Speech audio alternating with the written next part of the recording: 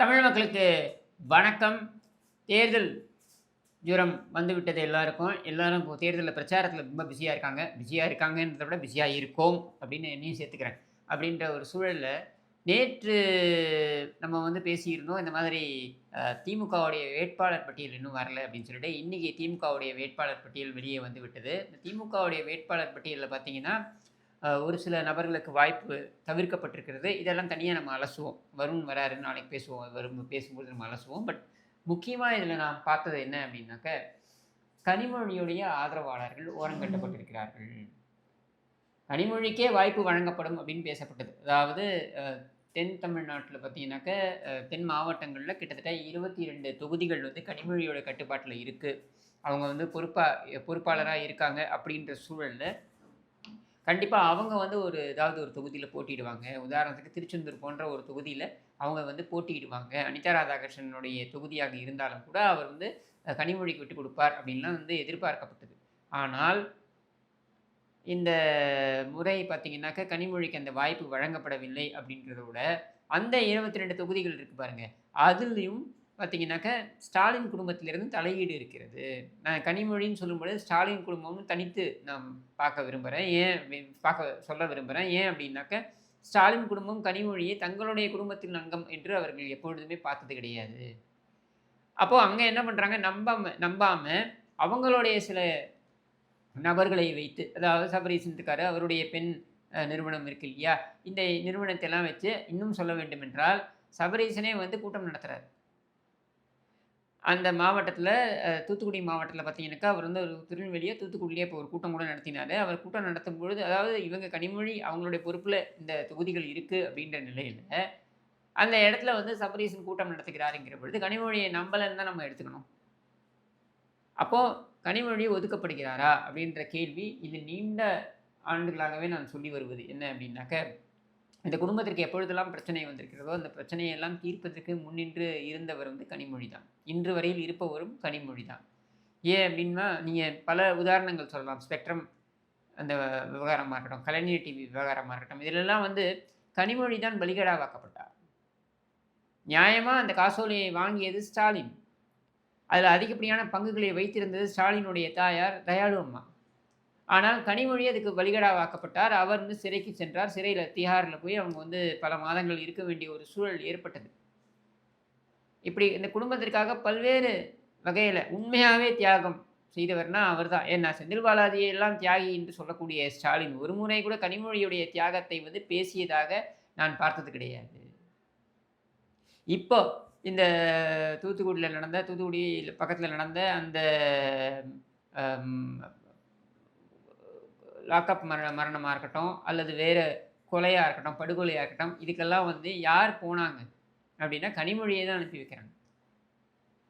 ஏன் எரும கடா மாரி வளர்ந்துருக்கானே உன்னுடைய இந்த உதவாநிதி, அவன அனுப்ப வேண்டியது தானே? போடான்னா போறான். அவன ஏன் அனுப்பல? ஏன் நீங்க இதுக்கெல்லாம் கனிமொழிய அனுப்புறீங்க அப்படின்னா, கனிமொழி சென்றால் தான் ஏன்னா அந்த மக்கள் அங்க வாங்க மறுக்கிறாங்க. அரசாங்கத்திடமிருந்து அந்த நிவாரணமாக காசோலை குடுப்பாங்கல்ல, அவங்க வாங்க மறுக்கிறாங்க. ஒரு குழந்தை ஒரு பெண் குழந்தை பாவம் கழிவறைக்கு வசதி இல்லாத காரணத்தினால, அவங்க அந்த அ அ ஒரு புதர் இருக்கக்கூடிய பகுதிக்கு இயற்கை உபாதைக்காக போன பொழுது, அந்த குழந்தை சீரழிக்கப்பட்டு கொலை செய்யப்பட்டிருக்கிறார் அப்படின்ற நிலையில அந்த மக்கள் மிகப்பெரிய அளவுல கோவத்துல இருக்காங்க. அவங்க இவங்க யாருமே அரசு அதிகாரிகள் யாரும் வரக்கூடாது. திமுக சேர்ந்த யாருமே வரக்கூடாது என்று சொன்ன நிலையில, கனிமொழி தான் அங்க போய் அந்த குடும்பத்தை பார்க்குறாங்க. அவங்க ஆசுவாசப்படுத்துறாங்க. இது எல்லாமே நடக்குது. சரியா? அப்போ இங்க நீங்க பார்த்தீங்கன்னா, கனிமொழியுடைய அந்த பங்கு அப்படின்றது இந்த பிரச்சனைக்கெல்லாம் மட்டும் கனிமொழி. மற்ற எல்லா முடிவையும் ஸ்டாலினுடைய குடும்பம் தனியாக அமர்ந்து எடுத்துக்கொள்ளும் அப்படின்றது ஏற்புடையதா என்றால் கண்டிப்பாக கிடையாது. கனிமொழி 2 முறை ராஜ்யசபா எம்பியாக இருந்திருக்கிறார். இப்பொழுது 2வது முறையாக சொல்ல வேண்டுமென்றால் அ லோக்சபாலயும் பார்த்தீங்கன்னாக்கா, முக்கியமான ஒரு எம்பியாக அவர் இருக்காரு அப்படின்றத நம்ம பார்க்குறோம். எந்த அளவுக்கு அப்படின்னாக்கா, அமித்ஷாவே இவங்களுடைய பிறந்த நாளைக்கு அவர் வாழ்த்துலாம் தெரிவிக்கிறார் என்ற அளவுக்கு முக்கியத்துவம் பெற்றிருக்கிறார் என்ற சூழல்ல கனிமொழிக்கு ஆன அந்த முக்கியத்துவத்தை மற்றவர்கள் எல்லோரும் கொடுக்கிறார்கள். ஆனால் அந்த கட்சியில் கொடுக்கப்படவில்லை. ஏன்னா ஸ்டாலினுடைய தரப்பில் அவங்களுடைய பயம் என்னன்னா, ஸ்டாலினுக்கு அப்புறம் அப்படின்றது. கோர்ஸ் ஸ்டாலின் 100 ஆண்டுகள் வாழ வேண்டும் என்று தான் நம்ம எதிர்பார்க்கக்கூடியது, நம்ம விரும்பக்கூடியது, நம்ம வேண்டிக் கொள்ளக்கூடியதும் கூட. முதலமைச்சரா இல்லைனாலும் வீட்லயாவது இருக்கட்டும் அப்படின்றது தான் நம்ம எதிர்பார்க்கக்கூடியது. அப்படி இருக்கின்ற சூழல்ல, ஒரு கால் ஸ்டாலின் உடைய வாரிசு என்று ஒரு சூழல் வரும் என்றால், அந்த சூழல்ல யார் அப்படின்னு பார்த்தீங்கன்னாக்கா, அங்க முதன்மையா இருக்கிறது எல்லாரும் இந்த உதவாநிதின்னு நினைக்கிறாங்க. உதவாநிதி எல்லாம் அவங்க குடும்பத்தில யாரும் நம்ப மாட்டாங்க. அப்ப அங்க யார் வாரிசாக வர வேண்டும் என்று நினைக்கிறார் என்றால், துர்கா ஸ்டாலின் தான் அந்த இடத்துக்கு வரணும்னு நினைக்கிறாங்க. அப்ப துர்கா ஸ்டாலின் நினைப்பது என்னன்னா, தனக்கு போட்டியாக கனிமொழி விடக்கூடாது. ஏன்னா, கட்சியில இயற்கையாகவே, இயல்பாகவே ஆதரவை பெற்றிருக்கின்ற நபர் அப்படின்னா, அது கனிமொழி தான். அண்ட் அவங்களுடைய திராவிட பாரம்பரியம்னு சொல்றாங்க இல்லையா? இந்த பாரம்பரியத்தை எல்லாம் ஒரு நீட்சியாக இன்னைக்கு இருக்கக்கூடிய நபர்ன்னு பார்த்தீங்கன்னாக்கா, கனிமொழியிடம் தான் அந்த பண்புகள் இருக்கின்றன. அப்படின்றது அந்த கட்சியில் இருக்கக்கூடிய நபர்களுடைய நம்பிக்கை. அப்போ அதை கனிமொழி புரிந்து வைத்திருக்கிறாரா என்றால், கண்டிப்பாக புரிந்து வைத்திருக்கிறார். ஆனால் ஏதோ ஒரு காரணத்திற்காக அவர் அமைதி காக்கிறார். அது அவருடைய அண்ணனுக்கு ஒரு சிரமமான ஒரு சூழலை நம்ம ஏற்படுத்தக்கூடாது. ஏற்கனவே அவருக்கு பல ப்ரெஷர், பல பவர் சென்டர்ஸ் இருக்காங்க. அவங்க எல்லாம் மேலே ப்ரெஷர் கொடுக்குறாங்க அப்படின்ற இடத்துல, அவருக்கு ஒரு மன உளைச்சலையோ, உடல் ரீதியான ஒரு பாதிப்பையோ நம்ம ஏற்படுத்திடக்கூடாது அப்படின்றதுக்காக கூட அவங்க அப்படி கடந்து போகலாம், இல்லை அமைதி காக்கலாம். ஆனால் இந்த அமைதி யாரை பாதிக்குதுன்னு பார்த்தீங்கன்னாக்க, கனிமொழியை நம்பி தங்களது அரசியலை அமைத்து கொண்ட நபர்கள் இருக்காங்க இல்லையா? அவங்கள பாதிக்குது. கனிமொழி என்ற ஒரு தனி நபர் கிடையாது. கனிமொழி என்ற நபர் அவங்க பின்னால ஒரு அரசியல் பார்வை கொண்டவர்கள் அல்லது அரசியல் இருக்கக்கூடியவர்கள். இந்த மாதிரி நிறைய பேர் அவங்க நம்பி கனிமொழி பின்னாடி பயணிக்கிறாங்க. அவங்களை எல்லாம் ஓரங்கட்டுறாங்க அப்படின்னும் பொழுது, அதுக்கு எதுக்காவது குரல் கொடுத்துருக்கணும் கனிமொழி அவர்கள். ஆனால் அதை கொடுக்கல.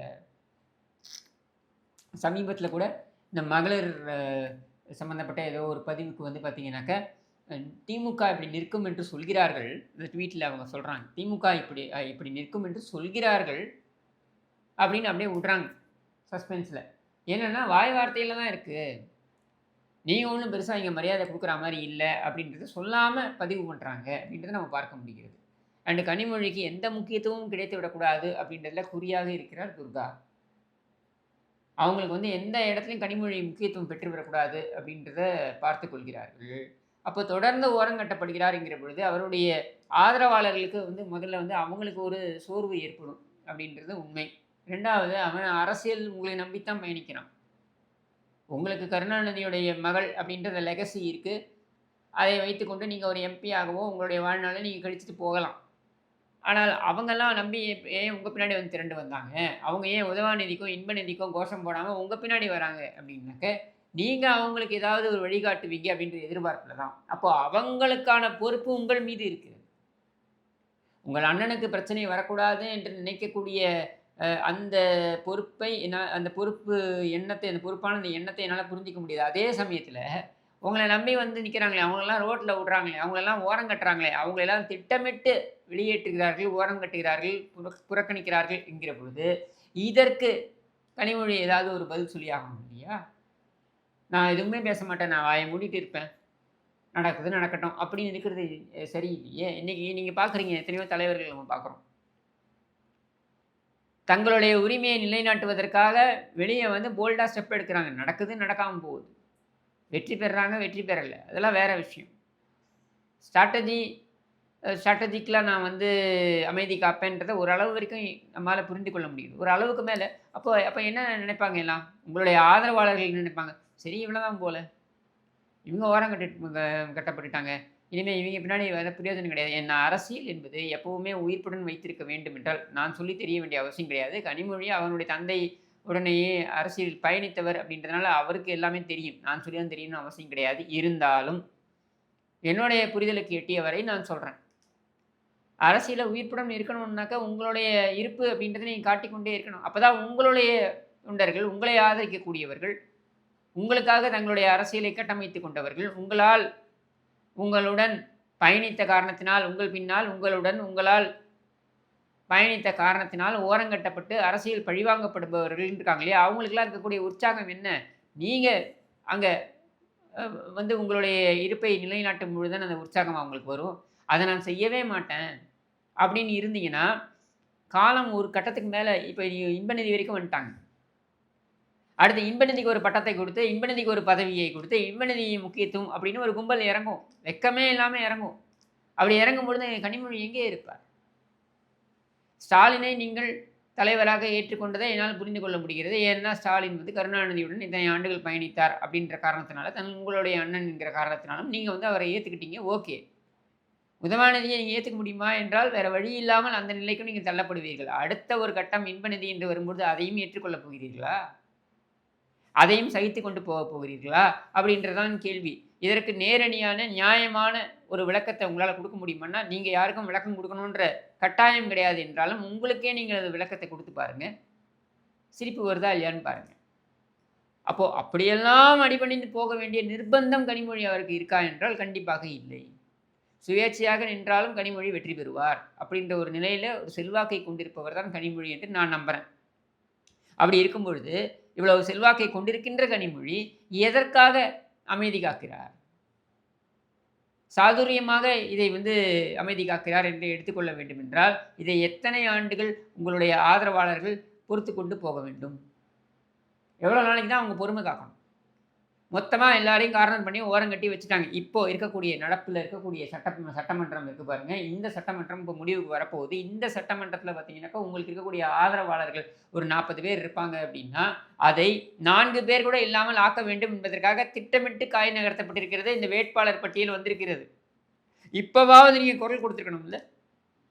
சரி, குரல் கொடுக்க வேண்டாம். குறைந்தபட்சம் உங்களுடைய இருப்பை பதிவு செய்யும்படி ஏதாவது ஒரு சமிக்ஞையாக நீங்கள் காமிச்சிருக்கணும்ல. அப்போ எதுவுமே இல்லைன்னா நாம் ஏன்பா இவங்களை நம்பணும்? ஏற்கனவே பார்த்தீங்கன்னா இவங்க பிளட்டு ஸ்டிக்கர் தான் வாட்டர் அப்படின்ற மாதிரி இவங்க குடும்பத்துக்குள்ளே இன்றைக்கி அப்படி டிஃப்ரென்ஸ் இருக்க மாதிரி காமிச்சிப்பாங்க. அதுக்கப்புறம் நாளைக்கு ஒன்றாயிடுவாங்க அப்படின்ற எண்ண ஓட்டமே மேலோங்கி இருக்கும். அதையும் கடந்து உங்கள் பின்னால் வந்து நிற்கிறாங்க அப்படின்னா, இத்தனைக்கும் ஆட்சி, பலம், அதிகாரம், பணம் இது அத்தனையும் ஒரு பக்கம் இருக்கும் பொழுது, கனிமொழி என்கிற நபர் எங்களுக்கு பிடிக்கும் அப்படின்ற ஒரே காரணத்துக்காக உங்ககிட்ட வந்து ஒருத்தங்க நிற்கிறாங்க அப்படின்னா, அவங்களுக்கு நீங்கள் என்ன சொல்ல போகிறீங்க? இல்லை அவங்கெல்லாம் என்ன புரிஞ்சுப்பாங்க அப்படின்னு நீங்கள் சொல்லிட்டு போக போகிறீங்களா? எத்தனை வருடங்களுக்கு உங்களை புரிந்து கொண்டு அப்படியே அமைதியாக இருக்கணும்? எந்த பதவியும் இல்லாமல் இருக்கிற பதவியும் பிடுங்கிப்பாங்க அவங்க. இதை அப்படியே வேடிக்கை பார்க்கணுமா? இந்த 5 ஆண்டுகளில் நீங்கள் எவ்வளவு ஓரங்கட்டப்பட்டீர்கள்ன்றது எல்லாருக்குமே தெரியும். வெட்கமே அந்த அந்த குடும்பத்துக்கு கூச்ச நச்சமே கிடையாது. ஸ்டாலின் கும்பலுக்கு தேவை என்றால் உங்களிடம் வருவார்கள். காங்கிரசிடம் பேச வேண்டும் என்றால் உங்களிடம் வருவார்கள். ஏதாவது ஒரு ஒரு அரசாங்கத்துடைய ஒரு செயல் இழப்பின் காரணத்தினால ஒரு பிரச்சனை ஏற்பட்டு விட்டது அப்படின்னா உங்ககிட்ட வருவாங்க. மற்றபடி என்ன முக்கியத்துவத்தை உங்களுக்கு கொடுத்துருக்காங்க?